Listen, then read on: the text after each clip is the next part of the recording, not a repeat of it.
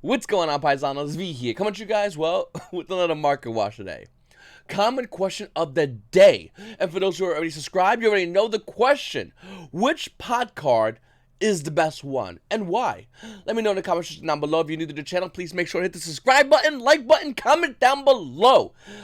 Because everyone that answered my comment question of the day, well, realistically, my community tab question of the day, said Pot of Desires.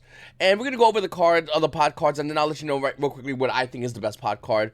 Number one is Pot of Desires, at 30%. 26% had Pot of Extravagance. Pot of Prosperity was at 23%. Pot of Avarice being at 9%. Pot of Duality at 5%. And 17 people upvoted Pot of Greed. Now, to be honest with you, I do think the answer is Pot of Desires. I just like the idea of banishing 10, getting more resources, and pushing on to the game state. Every time you banish your extra deck, it kind of does hurt you. Whether it's immediate, or maybe later on the game state, it really does hurt. I still don't know about Prosperity Paisanos. I don't know whatsoever if it is a good or bad card. I know some people are saying V, there was one tournament that it topped a lot in and it's not bad, and I get that, but can it consistently be a used card in the top tier decks in the game right now? That's the question everyone should be asking and talking about. Looking at the best pod card, everyone's saying, well, overall, it was 30% for Pot of Desires, the number one vote. And like I said, I just like the idea of how Pot of Desires is designed. Extravagance banished from the extra deck. Prosperity banished from the extra deck. I just, like Konami, I feel like did the two of the same thing. Just changed a little bit of the rule set, but basically it's the same thing. And I like with Desires, you just, boom, get a quick 10 banish 10. Get the draw 2. Will there be another Prosperity card in the future that lets you banish from your main deck and then lets you, I guess, excavate more? I guess that'd be kind of cool. Let me know what you guys think about that in the comments down below. Also, like I said, if you're new to the channel, please make sure to hit the subscribe button. We're getting near banless season, so you really want to hit on your notification bell whenever I do my live stream when the ban lists happen. You guys know my 2 picks for this ban list. Well, arguably 3, I guess, now with Firewall Dragon. We'll talk about that later on in the video. My 2 picks is going to be Max C, and my other pick would be Vanity's Emptiness, as I think they are really good likely candidates to come off the ban list. Looking over at Pot of Prosperity's card was at $500 on release day for the Starlight Red version of Pot of Prosperity. The value is already dropped. The market price showing the card being roughly on $430. The value is $370 for Prosperity. Whew, $130 drop on a card that's pretty good, but evidently not $500 good. Then we have Pot of Prosperity Cigarette Blazing Vortex with a $82 market price. The value actually is stabilized currently right now between $84 and $85. I think the last time I talked about it was roughly around $82. It kind of went up a couple of bucks, but nothing really too crazy in the market for this card yet. We don't know what's going to happen. We don't know if it's going to be as dominant, and if it's not as dominant, it will lose value. Then we got Tri-Brigade Fractal. Obviously, Liverless Tri-Brigade getting that new Tri-Brigade kit coming out in Blazing Vortex. It's actually a big push for the deck, and the value of Tri-Brigade Fractal, which used to be like $10 not too long ago, is actually roughly around $15. And if you want Tri-Brigade Shurag, this build also runs 2. With a $10 market price, the value is also roughly around $10 for the card. Fallen of Alabaster is a card, I don't know what's happening. The market price is roughly around $13. The card's actually at $17. Do you sell this card? No, seriously. Sell this card. Then we have Ultimate Red Nibiru Department Bring at OTS on Pack 14 with a $76 market price. The value is not $76. Here's where it gets kind of crazy. And I really want you guys, to focus on something, because I feel like a lot of people are gonna miss the beat. They're gonna look at Nibiru, they're gonna see 76 and immediately see $100. What's the real price of Nibiru? Just throw it out there. The actual price of Nibiru is going to be roughly around $111. In fact, realistically, the price will hover roughly around $115, but anywhere from $111 to $115 is the actual price point. Well, why is it $11 to $14 more than the current price listed here? Well, because these are relatively newer cells, and like I said, guys, in case anyone gets a little bit confused about that, if there's new cells on TCG Player, they're not all bad cells. They're just not. But those with a Gold Star seller, especially those with a check mark, meaning it's a hobby store, has a bigger sales history. This guy has 25,000 sales under their belt with 100% feedback, meaning that nobody said card came to me bented. Guy loves to mummify his cards in tape. Guy sent me a card in a postcard. I've got it all as far as receiving cards, and I'm telling you right now, I'll spend a little extra. Personally speaking, I'll spend a little extra to get that Gold Star seller, so I know I'm getting verifiable seller. Are people going to be buying Nibiru's for $100? Of course they are. I'm just looking right now. Your mileage may vary, unless you want to pay a little more to get something that's more verifiable. You do what you want to do. You take your risk. I'm not have nothing against these new sellers at all. I'm just, except this guy, 0% 30 sales. But like, I'm just throwing out there for you guys. I know we're all like new sales at one time throughout this game, but like, especially during the pandemic when the post service is so scuffed, it makes no sense to like buy $110 car from a guy with 0% feedback with 30 sales. I'm just throwing it out there. Unless you want to save a couple of bucks. If you do, that's good for you.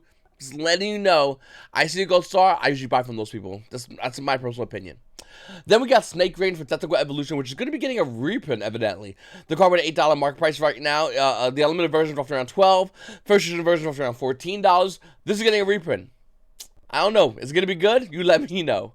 Then we have 5-Wall Dragon. So 5-Wall Dragon, I believe, is getting a Ghost Rare reprint. I thought there was only 5 Ghost Rares in Ghost of the Past, and I know Dark Magician Girl was like the big Ghost Rare announcement. Everyone of course freaked out and went crazy. All Dark Magician Girl because A, it's waifu tax. B, collectors literally eat this up. And C, there's guys out there right now with like 3 pages of Dark Magician Girl that are just like so excited to get another card added to their page that they're gonna put in their binder they're not gonna do nothing with. Only thing they're gonna do with it is when you go for the trades, the first 3 pages is different version of Dark Magician Girl. Those guys are creepy. Anyway, looking at 5-Wall Dragon, the values of the Megatin, which is $7, or the Code of the Duelist original print with a $10 market price, are limited at 8. First edition roughly around $11. Will more than likely go down a little bit. I do think the original print secret rare might hold a couple of some value. But Ghost Rare is definitely going to be the one with the crazy high value for 5-Wall Dragon. Now, can 5-Wall Dragon come off the balance? Of course it can. In fact, this kind of Ghost of the Past reminds me a lot like Duel Saga, in which Imperial Order came off the balance, and then Duel Saga was like, oh, by the way, Ultra Imperial Order. Now, do I think 5-Wall Dragon will be the only card to come off the balance? No. In fact, I personally believe we might see more cards come off the balance this balanced, besides 5-Wall Dragon, and that would be something huge, guys. That'd be Konami literally just going out there and going, hey, listen, you want this off the balance? We're giving you this. We're gonna spin the balance. Also ban VFD because common sense actually caught up with us a balance later. I'm just saying, I think this balance will be, hopefully, and I'm excited for it. I'm really looking forward to seeing a good balance. To look at a balance, not only see 5-Wall Dragon come to 1, but maybe Max C to 3, maybe Vanny's Emptiness to 1, and put us in a really good grindy meta. People are saying Drytrons need to be hit. Put Max C to 3 and let Drytrons keep everything. Seriously, what's going to happen? Ask people in the OCG where Dragons is a rogue deck. You know why it's a rogue deck? Simple. Max to 3. Chucks that deck on the spot. Oh, Virtual World's 2 broken. Cool, draw a Max C in a Virtual World play and see what they do. Oh, but you can't play monsters. Alright, let me just set 5 cards back row. Full cards in my hand. Like, I really do feel like Max C is an equalizer to these kind of decks we're dealing with right now.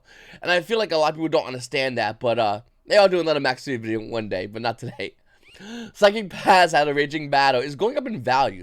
For anyone that does not know what this card does, pay 100 life points, add to 2 of your psychic monsters that have been removed from play to your hand. That's it. The card would near a $4 market price. The unlimited version is being roughly around $2 with shipping. If you want a first edition version of this card, that will run you roughly almost near $4 a copy for this O2 common only printing out of Raging Battle. Hopefully you have yours. If not, first edition versions are $4. Then we have the Fable Ruby Ruda, only putting at a Celtic Blast with $11 market price. The value is roughly around $10 to almost near $11 for this card. Because of the recent Fable stuff that came out, it didn't really do nothing with Fables, unfortunately. I love Fables, but like, it just didn't do nothing. But hey, you know what? Doesn't matter if it does nothing or something, the value's still going to go crazy in the market. And also this card from Star Strike Blast, so obviously it's going to hold crazy value. Number 49, Fortune, is another card that a lot of Yu-Gi-Oh players are starting to go into and starting to play. And to be honest with you, it's like good and bad because it's a Number Hunters. So hopefully you were around when Number Hunters were, or hopefully you were savvy from the market to go ahead and lock in copies of number 49 Fortune Tune. If not, this card with a $12 market price is still roughly around $12. It has not changed. After that one sold, by the way, the card goes roughly around it's still roughly around $12. Even with taxes and all that stuff, with shipping and stuff. But, yeah, hopefully you have yours, because if not, you're going to have to pay a good amount of money for this card. Then we have Ghost Trick Lantern. So the Megaton version is roughly around $9. The Shop Spectre's original print's roughly around $11. Ghost Trick Lantern. The last reprinting, you say? 7 years ago. What? You been playing Yu-Gi-Oh! Around 7 years ago?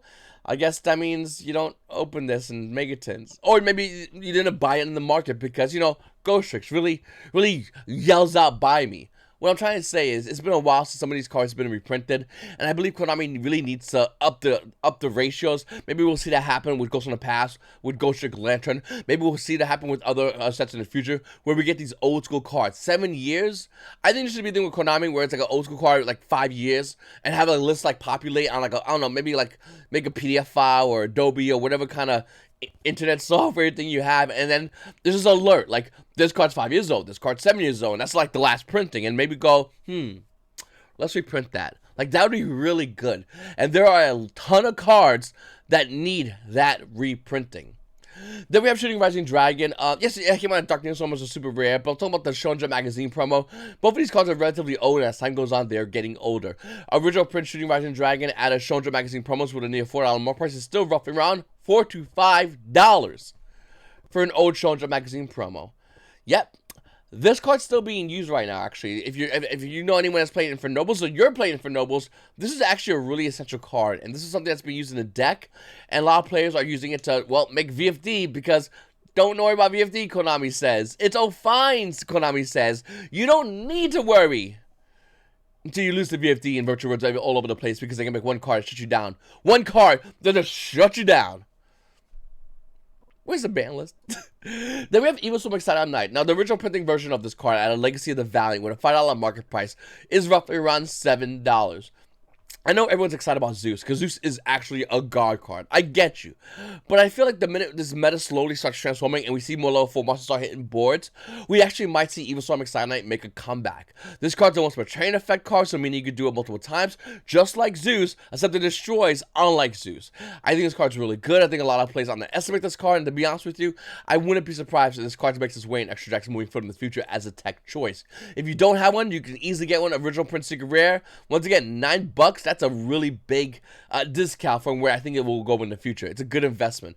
Of course, you could get the 2014 mega packs. That's roughly around $4.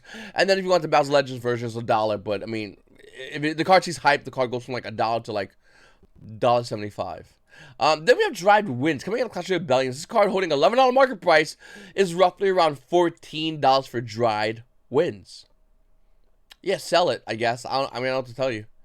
Lightning Storm's a card that I feel like that, listen, whether you know you need it now or you know you need it later on, it really doesn't matter. This card is still a phenomenal card. I personally still like Evenly Matched, but I didn't get rid of my Lightning Storms. I still kept this card because I feel like the meta ultimately will need this card again, and it's going to be useful. And I'd rather hold it, let it go down a little bit of value, and then see it go back up, which I think will ultimately happen with Lightning Storm. It will ultimately go back up. This card at initial start with a $70 market price. The version of the card is roughly for Unlimited $79. First edition versions are $83. It's one of those cards you just need, and yeah, it needs a reprint. It definitely needs a reprint, like today. Maybe an Ultra reprint in Distant Past. Be awesome. Probably not gonna happen. But Lightning Storm definitely is a card that absolutely we need to see get reprinted in the near future. And I think that, you know, this is another great card that basically is Konami's doing a thing lately. If you guys notice, within every couple of sets, they're having one card in which they take one, in this case two, but other cards that were banned or are banned, and then slapping it in one card. They're just compressing it. Lightning Storm's a good example. Triple Texas Talents is my favorite example, and don't be surprised as we move forward in this game, we're going to see more cards that have these, either a degenerate version, like we saw with Evil Storm Excited Knight and Zeus, a degenerate version built into the card, like Zeus is, or B, cards that were banned, like Lightning Storm, combining, or C, cards that are banned that are just being stuffed into one card with a small condition of your opponent has to do X or Y, or your opponent has to be in a position of X and Y, and then you can use this card. So I think moving forward, that's what we're gonna see a lot of. We're gonna see a lot of these cards, and cards like Regeki and Harvey's Featherduster might be a thing of the past as we get more Power Crept out of those cards and into other cards. So it's something that you guys also want to take into consideration when you're building your collection. For competitive plays, ignore everything I just said because competitive meta always happens. It's like with the collectors, I could go in about 3 years, X and Y would happen. With casuals, I could go, whenever you're ready. With like competitive plays, I go, the meta just changed. Are you ready? Okay, cool. You ready? Okay. Okay, the meta just changed. No, okay, you got it? Okay, good. It's being shipped? I don't know, because in about an hour the meta changed. The meta changes constantly.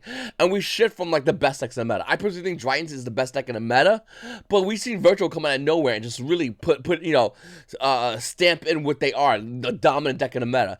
And then I think Virtual is going to get power crept by a mid-range deck, something maybe like an Elic variant, that's going to shut them down, because the Virtual is going to go detach, blank your board out, and Elic's going to go, set 5 pass. I mean, I got Book of Moon to Retribute. I got all these other great cards that are just not going to let you play Yu-Gi-Oh! You better redo your board about 3 or 4 times because you're probably not going to maintain having it for long. Anyway, guys, I really appreciate you guys watching my videos. Like I said, please make sure to subscribe when you haven't subscribed already. Hit the like button. Comment down below. I forgot to mention this already. I keep reminding myself to mention it in the beginning. So, for anyone that's been watching this video later on in the day, something that happens, and if you look in the comment section, you're going to see it. It's going to happen in the comment section. Someone's going to go, V, the video's at 360p. What's wrong with your channel? Let me say it again. It's my fault. I should have mentioned in the beginning of the video. I'm not going to redo the video because of this, but what happens is when I upload my video to YouTube, and I hit like, hey, I upload my video to YouTube. And if I upload my video to YouTube and it's still like a certain, like, I don't know how long it is, but, like, it's a couple of hours. I know that for sure. But YouTube will be like, okay, we got your video. We're going to process the regular version, and they're going to process, like, the good version that your video came to us as. But we're going to make the cheap version just so people can get it as soon as possible. So, basically, what YouTube does, it just, like, brings out the front version, so it doesn't have to take the rest of the time rendering to be put on on this platform. So, like I said, you might see in this video, hopefully not, where people are going to go, V, the video is still at, like, 360. I think you broke your video. No, it's not broken. I swear to you, it's how YouTube works. It's not my fault. It's 4 in the morning. I'm gonna upload this video, and it still might not be ready. So if it's still not ready, guys, do me a favor, because when I'm wrong, you guys really slap me in the comments. I mean, I get the same comment, but you change the words, so, like I'm some kind of waterhead, and I go, oh, Lightning Storm doesn't do that, V. Hey, V, you know that Lightning Storm thing you said doesn't do that. Hey, V, I'm not sure if you know about Lightning Storm, but it's like the same thing, but you reworded it. I don't know why you do that, but you guys do that. So when someone goes 360, can you, like, I don't know, like, ad hoc what I just said into, like, whatever and throw it at them? Don't be mean. Just say, hey, man, he addressed it at the end of the video. Obviously, you didn't see the end of the video. You just saw him for his good looks. You're going to want to question yourself. No, I'm joking. Don't say that. Just like, hey, man, he addressed it at the end of the video, please. But, like, I meant to say this in the beginning of the video. I always forget. But unfortunately, it is what it is. There's nothing I can do. I can't upload this video like 4 days ahead and go, it'll probably be ready by then. That makes no sense. The market moves way too fast. I'm trying to do the video and shoot out to you guys as fast as possible. And if it comes to 360, you just gotta watch it or wait till it's in HD if you want to see my beautiful face in HD quality. I'm verbally saying the cards. I'm verbally saying the prices. The only thing I can think of is you want to physically see my face. I'm really good looking, guys. I'm gorgeous. And if you want to see my face, I'm with you on that one. I love looking at myself. So please, if you want to do that, just wait. That's all I can say. If you want to see in 360, I do appreciate your patience while that video is rendering. And YouTube, this crappy platform, is starting to get things together. YouTube's more of an alcoholic as time goes on. They just get drunk and drunk and drunk. Anyway, Paisanos, please make sure to subscribe if you haven't subscribed already. Hit the like button. Comment down below if I'm still available. It's your boy V, and you Paisanos. You Paisanos have a great day.